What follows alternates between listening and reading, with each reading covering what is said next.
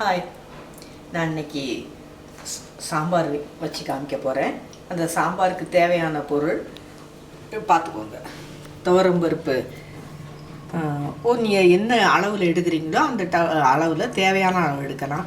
சின்ன டம்ளரில் ஒரு டம்ளர் எடுத்தீங்கன்னா உங்களுக்கு காலையில் இட்லிக்கு, மத்தியானம் சாப்பாடுக்கு, நைட்டு தோசைக்கு சரியாக போயிடும். நான் இன்றைக்கி கொஞ்சமாக அரை மாணிப்படி எடுத்துருக்கிறேன். அரை மாணிப்படி துவரம்பருப்பு, காய்கறி முருங்கைக்காய், கத்திரிக்காய், கேரட்டு, தக்காளி பழம், வெங்காயம் போட போகிறேன். இது எல்லாத்தையும் கட் பண்ணி வச்சுருக்கிறேன்.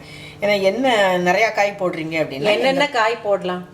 இதில் வெள்ளை பூசணிக்காய் போடலாம், கத்திரிக்காய், முருங்கைக்காய், கேரட்டு, இந்த மாதிரி காய்கறி போடலாம். இதுதான் போடுவாங்க. வெள்ளை பூசணிக்காய் எங்கள் பக்கத்தில் இதுதான் போடுவாங்க. எல்லா காய்கறியும் சேர்ந்து போடுறது தான் எங்கள் ஊர் ஸ்டைலு. தனித்தனி காயாக போட மாட்டாங்க. முருங்கைக்காய், கத்திரிக்காய், பூசணிக்காய் எல்லாம் போடுவாங்க.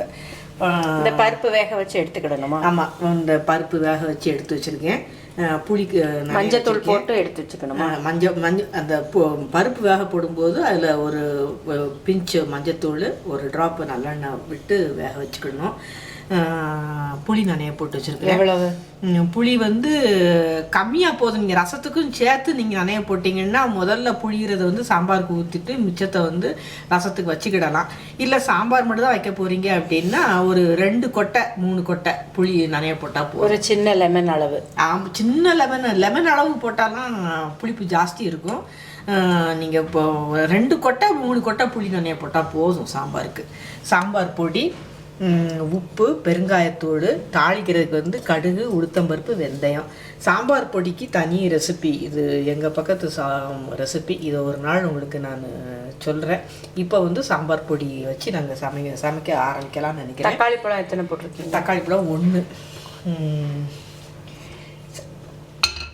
சட்டியை சுட வச்சிடும். சட்டி சூடானதும் இதுக்கு வெங்காயம், நல்லெண்ணெய் போட்டு தாளிக்கிறது தான் ரொம்ப வாசமாகவும் சுவையாகவும் இருக்கும். நல்லெண்ணெய் வேண்டாம் அப்படின்னு நினைக்கிறவங்க சூரியகாந்தி எண்ணெய் போட்டுக்கிடலாம். பட் நான் இன்றைக்கி சூரியகாந்தி எண்ணெய் தான் போடுறேன். நல்லெண்ணெய் உண்மையிலே ரொம்ப நல்லாயிருக்கும். அதுதான் பழைய காலத்துலேருந்து வந்துக்கிட்டு இருக்கிற ஒரு இது. இப்போ சட்டி சூடான உடனே இதுக்கு ஒரு கரண்டி எண்ணெய் ஊற்றினா போதும். ரொம்பலாம் எண்ணெயெல்லாம் வேண்டியதில்லை.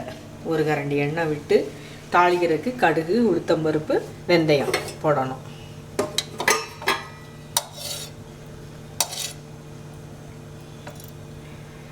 ஒரு கரண்டி எண்ணெய் விட்டுருக்கேன், போதும். இதுக்கு இப்போ எண்ணெய் சூடானதும் கடுகு போடுவோம். கடுகு பொரியட்டும். பொரிஞ்ச உடனே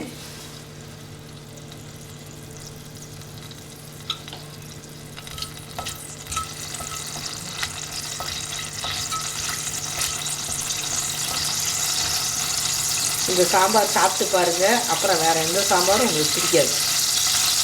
இந்த சாம்பார் பொடி அது வாசம். சாம்பார் பொதுவாக நம்ம ஸ்டெப் பை ஸ்டெப்பாக எப்படி வைக்கிறோங்கிறது தான். வெங்காயத்தை நல்லா முருக விட்டோம்னா அதனுடைய மனம் சாம்பாரில் பரவி இருக்கும். நம்ம எப்படி ஸ்டெப் பை ஸ்டெப்பாக என்ன கொடுக்குறோமோ அதுக்கு தகுந்த மாதிரி சுவை சாம்பாரில் ரொம்ப நல்லாயிருக்கும். வெந்தயம் போட்டிருக்கேன், உளுத்தம்பருப்பு, வெந்தயம். இது எல்லாமே தாளிக்கிறதுக்கு எவ்வளோ போடணுமோ அவ்வளோ போட்டால் போதும். 1/4 ஸ்பூனு 1/2 ஸ்பூன்லாம் கணக்கு கிடையாது.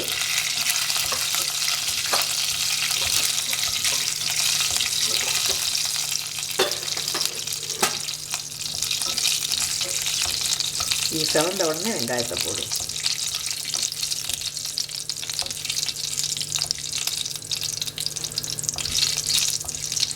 ரெண்டு பேர் இருக்கிற ஃபேமிலிக்கு காலையில் சாம்பார் வச்சிங்கன்னா இட்லிக்கு சாம்பார் முடித்து, மத்தியானம் லஞ்சு சாதத்துக்கு சாம்பார் வச்சு, நைட்டு தோசைக்கு சாம்பார் முடிச்சிடலாம். அந்த அளவில் வைக்கலாம். ஏன்னா சாம்பார் வைக்கும்போது எப்படி வச்சாலும் காய்கறிலாம் போடும்போது கொஞ்சம் கூடத்தான் வரும். அதனால் காலையிலே வைக்கிறது தான் நல்லது. இன்றைக்கி எல்லாருமே சின்ன சின்ன ஃபேமிலியாக இருக்கிறதுனால காலையில் சாம்பார் வச்சு 3 வேளையும் சாம்பாரை வச்சிட்டோம்னா நல்லாயிருக்கும்.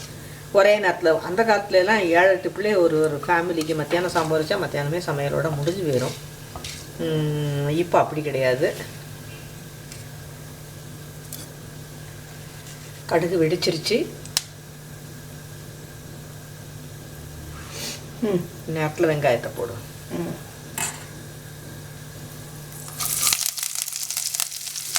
வெங்காயமும் கருவேப்பிலையும் சேர்த்து போடுறோம்.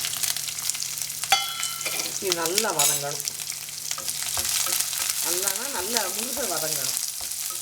முருகை வதங்கி சாம்பாரில் போடும்போது அந்த வெங்காயத்தினுடைய வாசம் வந்து சாம்பார் தூக்கி காட்டும். அந்த சாம்பாரோட சுவையவே தூக்கி காட்டும். வெங்காயம் நல்லா வதங்கியிருக்கு. இந்த சாம்பாருக்கு வந்து சின்ன வெங்காயம் போடுறது தான் வழக்கமான ஒன்று. இதுக்கு பேரே சாம்பார் வெங்காயம்னு சொல்லுவாங்க. இது சின்ன வெங்காயம் கிடைக்காதவங்க வந்து பெரிய வெங்காயம் போட்டுக்கோங்க. இப்போ காய்கறியை போட்டிருக்கேன். தக்காளி பழத்தை போட்டிருக்கேன். போட்டு இது வதங்கிக்கிட்டு இருக்கட்டும்.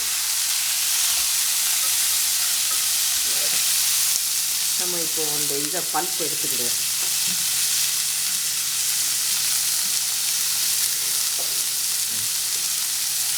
இது ஆக்சுவலாக புளி வந்து நிறையா இருக்கிறதுனால நான் ஓரளவுக்கு மட்டும் புளி தண்ணி எடுத்துக்கிறேன். ஒரு தடவை தனிஞ்சா போதும். புளி வந்து இருக்கணும், ஆனால் புளி ரொம்ப இருக்கக்கூடாது. புளி குழம்பு மாதிரி போயிடும் பாருங்க.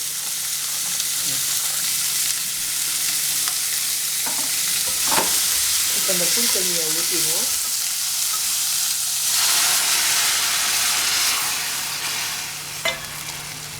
இன்னும் கொஞ்சம் தண்ணி தான்.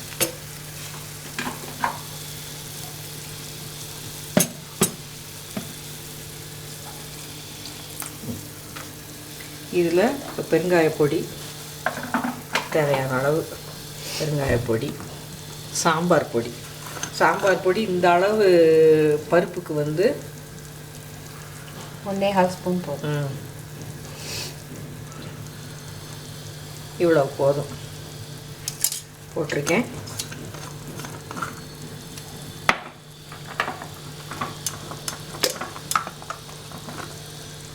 உப்பு தேவையான அளவு போட்டு இதோட இந்த பருப்பையும் ஊற்றி அது கொஞ்சம் கொதிக்கட்டும்.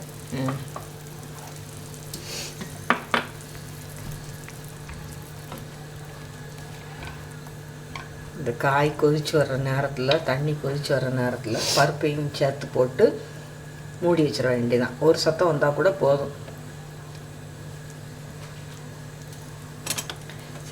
பருப்பு வந்து கொஞ்சம் நல்லா மலர வேகணும்னு சொல்லுவாங்க. வெந்திருந்ததுன்னா இந்த சாம்பார் நல்லா சேர்ந்து நல்லா இருக்கும்.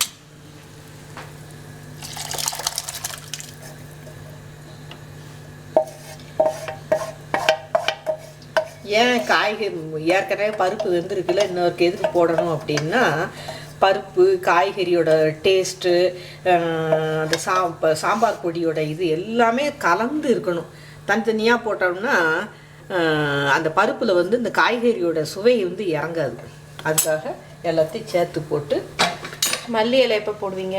மல்லி வந்து சாம்பார் இறக்கணும் போது போட்டுக்கணும். இது என்ன எத்தனை சத்தத்துக்கு வேகணும்? ஒரு சத்தத்துலேயே வெந்துடும். நம்ம ஒரு 2 சத்தத்தை வச்சுக்கிடுவோம். இது எது? சாம்பார் ரெடி ஆயிடுச்சு. நல்லா வந்திருக்கு. இப்போ இது வந்து கொஞ்சம் இந்த தோசைக்கு ஊற்றி சாப்பிட்ற மாதிரி இதில் இருக்குது. இன்னும் வெண்பொங்கலுக்குலாம் ஊற்றி சாப்பிட்ற மாதிரி தண்ணி மாதிரி இருக்குது. இன்னும் கொஞ்சம் கூட நம்ம வத்தடிச்சுக்கிடலாம். வத்தடிச்சுக்கிட்டோம்னா நமக்கு தேவையான அளவு. ஏன்னா சாதத்துக்கு சாம்பார் விடும்போது இன்னும் கொஞ்சம் கெட்டியாக இருந்தால் நல்லாயிருக்கும். அதனால் நம்ம வத்தடிச்சுக்கிட்டு நான் இந்த மல்லித்தழை இப்போ போடுறேன். இந்நேரம் மல்லித்தழை போடுறது வந்து சாம்பாருடைய வாசத்தை வந்து ரொம்ப ஹைலைட் பண்ணி காட்டும். இது இருக்கட்டும். நான் இல்லை, இது இப்படி சாம்பார் முடிஞ்சதுன்னு சொல்லி சாம்பார் முடிஞ்சிருச்சு. தேங்க்யூ.